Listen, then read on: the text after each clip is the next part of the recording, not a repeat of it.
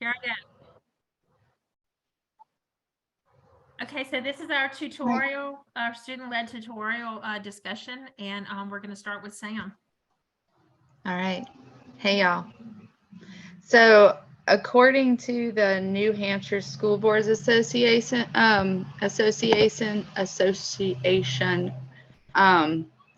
list, they have it listed in here, exactly the order of how the meeting should play out and how and the most effective way to have them. And anyway, when a public comes to speak, the board members are supposed to just listen, right? And not respond right then and there. They just listen, take notes, whatever. But I don't really know what happens to all those afterwards. What do they do? And what would happen if they do respond, you know? Right. So and like if there was a certain protocol that they were following, like, or something controversial, or yeah, what do they do about those? Because I mean, if they're letting someone just go up there and speak and ask questions, but they're not able to answer the questions, is it just to bring up and make them think about it? Like, because I get where you're coming from. It's kind of like, what's the I think it's like bringing up your point or bringing up your issue with them. You know, you like you almost have a statement to them. You know, like whatever it is. But my thing, I would think it's up to the superintendent to almost keep order if something were to get out of line. In my opinion, if he's present or if he's not present, the assistant superintendent, like, hey guys, we need, like, you know, like, I just mean if you're talking about the council, somebody on the board talking to the public, you know, as far as like almost arguing, because that's what I see in some of those that, like, you're talking about. I know. Yeah, a lot of that. Superintendent, or like if I don't even know if there's an SRO presence, and if something got real bad out of hand, I would assume there is. You know, like if they got something really got controversial. I think a lot of schools do. I have someone like that present in case it gets out of hand. But perhaps, like, also, like Sam was saying, maybe they'll go through and talk about the things they want to talk about, and maybe it's something they just kind of put down in the books to look and investigate later. Yeah, you know, if they don't have all the information about it. Right. I don't know. Because it's almost like taking notes and then get their information later and then debate about it. Almost. I mean, that makes sense. Yeah. My question can kind of piggyback off of Sam's when y'all think that y'all are. But look, my like I just said, I went to a school board meeting in Bossier, and they were honoring a lot of the student of the year candidates and things like that, and there wasn't much time for the public to bring up anything. You know, they talked about a technology budget after they you know, it was just they didn't have much time. You know, they had to, you know, I guess, you know, a meeting can only last so long, and they had a lot of people to recognize, and they talked about a technology budget at the end. But I kind of wanted to know, if I had an issue at my school and brought it up the chain of command and wasn't satisfied with the results or what was going on, how would I go about getting in front of the school board or talking to somebody to see if it merited me talking to the school board and making a statement like what Miss Sam's talking about? You know, that was my question, like the best chain of command.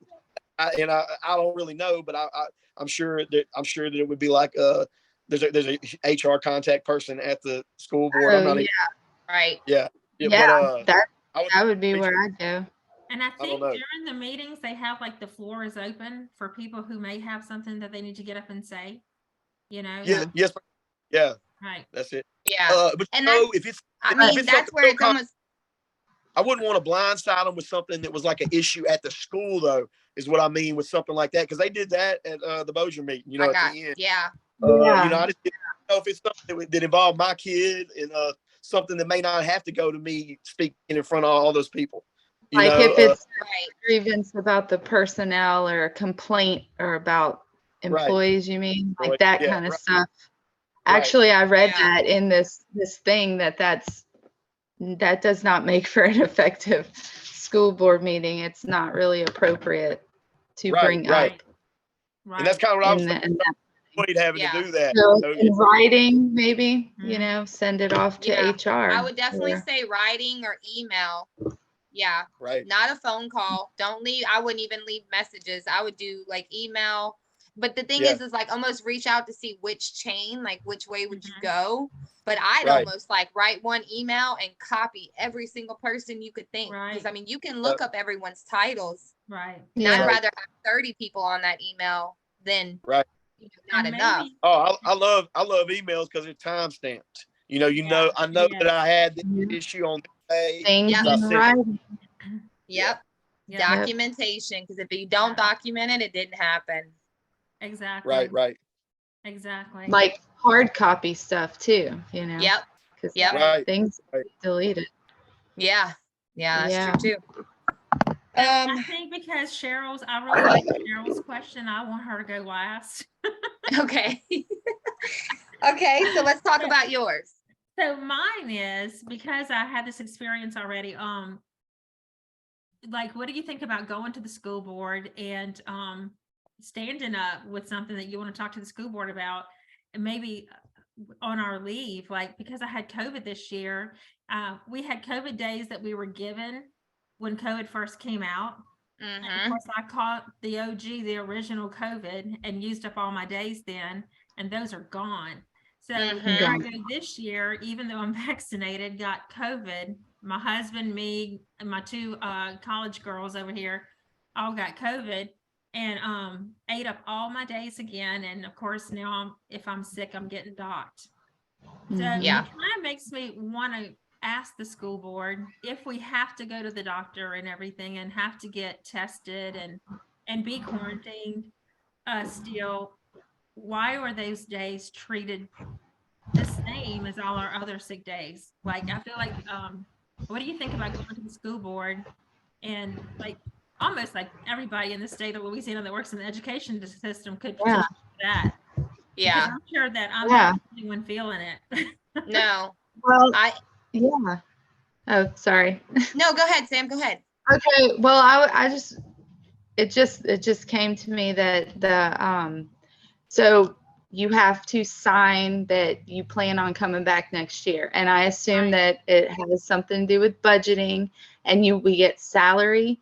So that money is already allotted to you. Not, if you do get docked because you used all your days, but that is exactly why you should just extend the days, especially with what's going on. I mean, that money is kind of already accounted for, so they could be a little more. And I think that would be something to take. I mean, of course, they need to, require the appropriate documentation. Make sure you have the excuse and all that, because, like I was saying earlier, not only COVID, but like flu for sure. Strep can take somebody down for 3 to 4 days. So I think for sure, definitely COVID, because like they make you, but and overall, I think a lot of things need to be revamped in general, definitely in our situation, because we are only paid for so many days a year. And once you use those days, because like I already had to sign the paper of, oh, hey, you've missed more than 10 days. Alert. And I'm looking at her, I'm like, hey, heads up. I mean, I've missed 5 days just this month. That's going to be docked. So like, I don't even want to see my paycheck next month. But I mean, I have a sick kid who has zero immune system, and this is just a revolving door at this point, and it's going to continue. And at our school, they try to make it where, or they did until I went to her, is no matter what, you have to take a half a day. You can't just come in an hour late or leave an hour early. They want you to come in, not till 11 or, whatever. And so I tried to explain to them, I said, what's the point in that? Because you're making my students miss services way more than they need to. If I get off at 2:30, but I need to leave at 1:30, why should I have to leave at 11? Because then I'm getting docked for way more hours, and then my students are missing me. So I went to her because I'm out of days, and she kind of just was like, just put in the hours that you need, which everyone says that's not right. But guess what? That came out of my principal's mouth. So until somebody says different, like I'll cross that bridge, but I'm still getting docked. So I think they need to revamp it and relook at a lot of things. that would be something for them, maybe like if you could have it put on the doc, I call it a docket, I guess, because I'm a jury duty and stuff like that. But so if they put it on the books that they're going to talk about it, maybe to update the handbook for the following year, you know, to if that would be something we could like petition for, you know, like let's update the handbook to reflect that. Or even dock half the pay, like don't dock the whole day. Like right. dock, like do something. Like half would be great. Or dock a portion of it. Percentage. I wasn't employed in the school system when COVID went on, like you know, like 2 years ago when like the flu shutdown was going on. What happened? Were any of y'all? Yes. Were any of y'all employed? Yes. What happened? What happened to the checks when that went on? We kept getting the checks. We got paid like normal. There you go. That stopped in March. Exactly. That my thing is like there's some kind of insurance money involved in all of that. I would almost guarantee, like if a certain number of people showed up to work with COVID, you know, I bet there's some kind of because of your insurance policy, you could recoup losses. Yep, and I also think that during that time, the federal government stepped in and they were helping the school systems. They were helping all businesses. Yeah, right. That's I wasn't in education. I worked at a pediatric clinic, and she, you know, I had to come home because I had no one to watch my kids. And I was like, look, I can bill from home. She was like, that's not an option for me, you know, basically like farewell, figure it out. But I found out later she received grants from the government to still help her pay the employees that she had let go. So she pocketed all that money. So if that was for, you know, independent businesses, it was definitely, you know, that's my point. But you know, that's my point. Like, you're talking about hundreds of thousands of dollars that were dished out the spring that all that happened. You know, if all that money was manufactured somewhere, how come we can't adjust $60 of a paycheck of a poor old para who's just trying to make a living? You know what I mean? Like, they shouldn't. You know, that's just that's something simple is all I mean. And I'm about to bring up a very other big point. We get docked for being sick, but when a teacher is sick and a substitute teacher does not show up, we sub and we don't get paid to sub. Right. That's right. Right. We are the teacher. Yep. Gotta love it. Technically, we should get 2 checks on that one. Oh, I'm at a small elementary school. Any IEPs, I'm filling in for the teacher. You know, and they'll have a couple a week. You know, like, hey, at 10:45 today. I don't mind that, but being a full-on substitute teacher, that's another story. We got some knuckleheads. Some of them last an hour and a half. I'll be in there for 2 periods sometimes with the elementary school. I just mean sometimes those teachers are gone for a while. Right. Okay, so if we've exhausted my question, Cheryl, hit them with it, Cheryl. Hit them with it, Cheryl. Hit them with it, Cheryl. All right. So I watched I only have 10 minutes left in this meeting. Okay, we got to get, let's go. I think we got it. All right, so Livingston, I did a Livingston Parish video off of YouTube because I couldn't attend one. The main point of this one was a security detail proposal where this would be an addition to the resource officers that they already have. It would kickstart off slow. So like, I'm not sure with all the numbers, but like not every school would have their own, but initially that would be the end game. Okay. But my question was, because of this, you know, that if they voted yes, that would then, you know, mess with the budget and could alter the property tax around there. So my question was, if that was in your area, would you, you know, would your property tax going up be a deciding factor, or would you still vote yes because you think it's a good thing?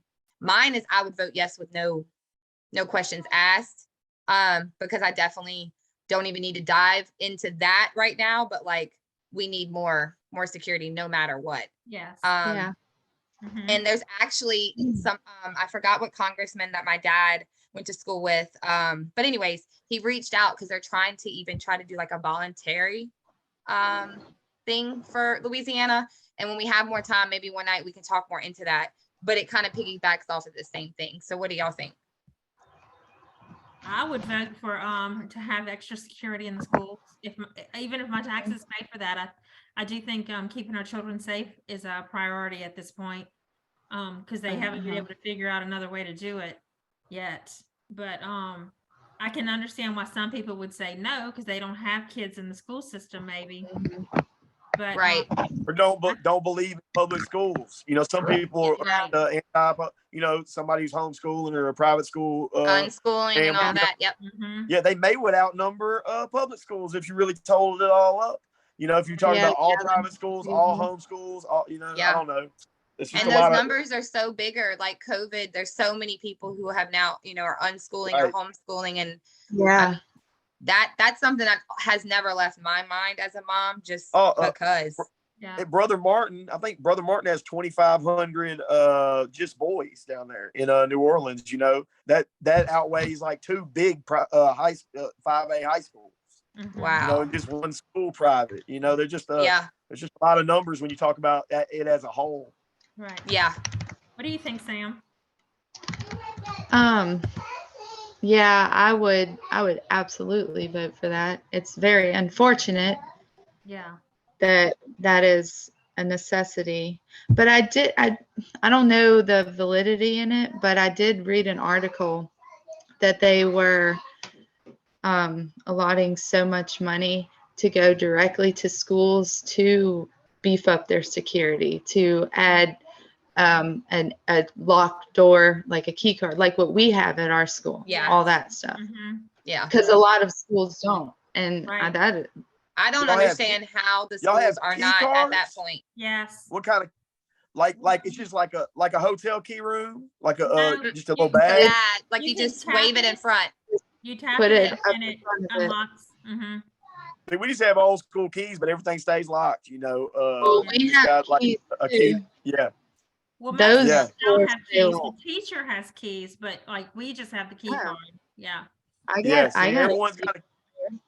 Everyone's got a key to the outside door in their classroom at our school. Like everybody, you know, you get two keys. Like it gets to any outside door, one key, so you can like get into all the buildings, and then a classroom. Just because you can move around a lot, you just go in the lunchroom, and it's a smaller school, but there's a lot of different buildings. Well, guys, we have like 6 minutes left, so we want to wrap it up. Yeah. Did everybody say anything? I think it sounded pretty good. I liked everybody's questions a lot. Yeah. Was Cheryl, was your board meeting that you went and saw like efficient, or the one you watched efficient? I would say so. I felt like it was. That's mine too. Like it was really, it almost like it gave me like a courtroom vibe. Yeah. You know, like it's very.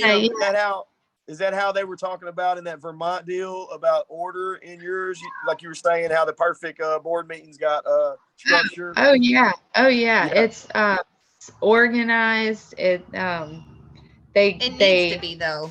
Go through the agenda. Yeah, they have it all set out, and everybody, all the board members and anybody attending, they get, well, mostly the board members, they get the whole agenda and they get what they'll be talking about in detail. So everyone's kind of prepared, and you remain respectful and very professional. Yeah, like a courtroom, like an order. But I think that's a good way to kind of join it all together, Miss Andrea. You know, like I just think order and all that was kind of a common theme in all of ours. Like you know, even though mine they had to talk about the students of the year and honor them, they still were able to, you know, get through what they needed to get through in a timely manner and roll on, much like a courtroom, like y'all were saying. But go ahead, Ms. Andrea. Wrap it up. Mine was Ouachita Parish, and they were actually nominating and appointing a superintendent at that meeting. Oh, wow. So I thought it was kind of cool awesome. that they had people from the community that stood up and spoke on his behalf, and I thought that was really neat. Oh yeah, that is cool. They actually just announced the 2 new candidates for Ascension Parish because our superintendent is stepping down or retiring this year. So they released our 2 candidates yesterday. So I'm curious to see how that's going to go. I'm curious to see what Zachary's is too. Zachary's is stepping down. When you say nominating and appointing, anybody could have got nominated there, Miss Andrea?